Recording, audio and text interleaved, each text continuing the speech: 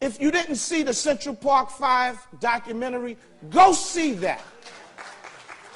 When I saw that, I only had like 4 years on the job at the time, so I was just learning. But what really was heartfelt was when you looked at those young boys, and I know the whole story. When you look at those young boys who was crying and pouring out for help, and they thought they were going to get it from their parents, the parents didn't even know how to protect their kids when it came to law enforcement. That's why we educate the community on what to do when stopped by the police. We educate parents because parents don't know, even if you do, which you shouldn't, but if you do give the police department the permission to talk to your loved one, if you do, at any given time, you can stop it. At any given time. But you never should give the police department the permission to speak to your loved one if they're arrested. We tell the young folks out there, don't speak to them. I'm going to use part of my time to just give you a simple demonstration of what I teach young kids. When you're walking down the street, you get a call, and the police get a call. If the police stop you in an area, I'm going to give you a Saturday night, whatever area you're at, and the police stop you, do you know why they're stopping you? They're stopping you because you're the only one in that vicinity. So right then and there, you are the perpetrator. You don't know you're the perpetrator because they're not going to tell you you're the perpetrator. What they try to do is stop you by engaging you. How you doing, sir? Or whatever. Sir, did you see a car? Did you hear a gunshot? Did you see somebody run? And what you think is, you think because you're not the perpetrator, right? You tend to think, well, let me help them out, or let me defend myself. You don't have to defend yourself. The burden of proof is on them.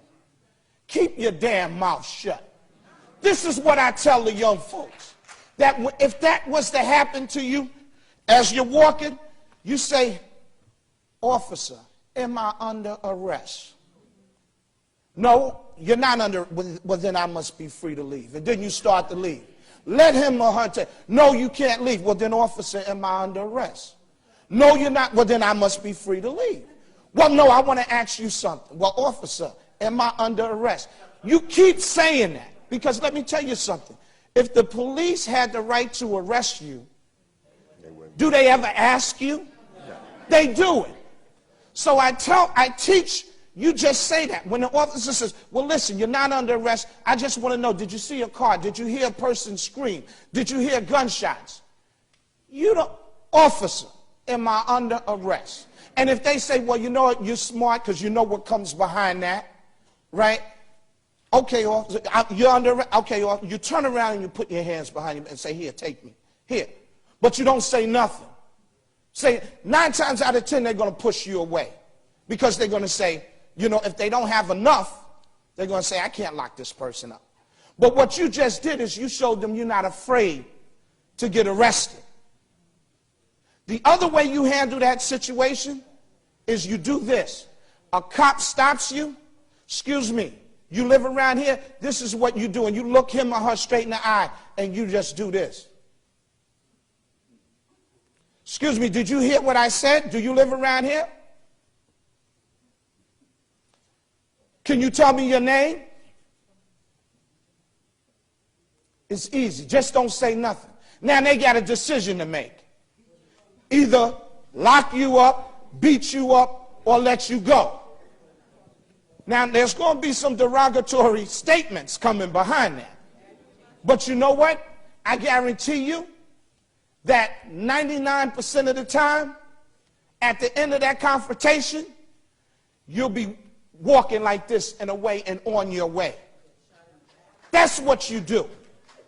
Stop trying to prove to them that you're not the person they're looking for.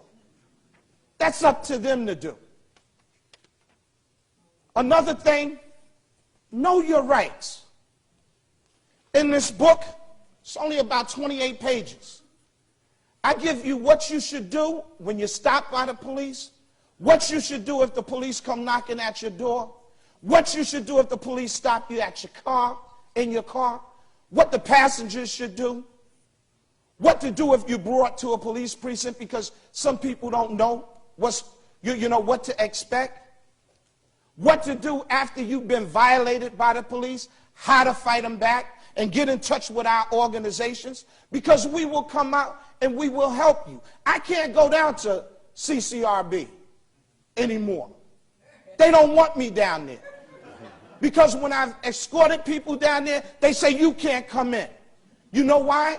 Because when I went down there with some people that was complaining, they play semantics with a person's words. And I'm sitting there and I said, listen, if this lady said the officer slapped her, then the officer slapped her. You don't have to say to her, well, did the officer inadvertently put his hand up? What are you talking? She's a grown woman. She knows if she's been slapped. Just like grown men, they know if they've been hit or violated. You know, stop making excuses for the police. Well, they told me you can't come down here anymore. You know, it's all right. It's okay, because if I can educate enough and you can stand and use that backbone in your spine and stand up for what's right, you'll be okay, because when you leave there, you got us. You got us, and you're going to have your community behind you if they just would stop being scared. We, as a people, need to stop being afraid.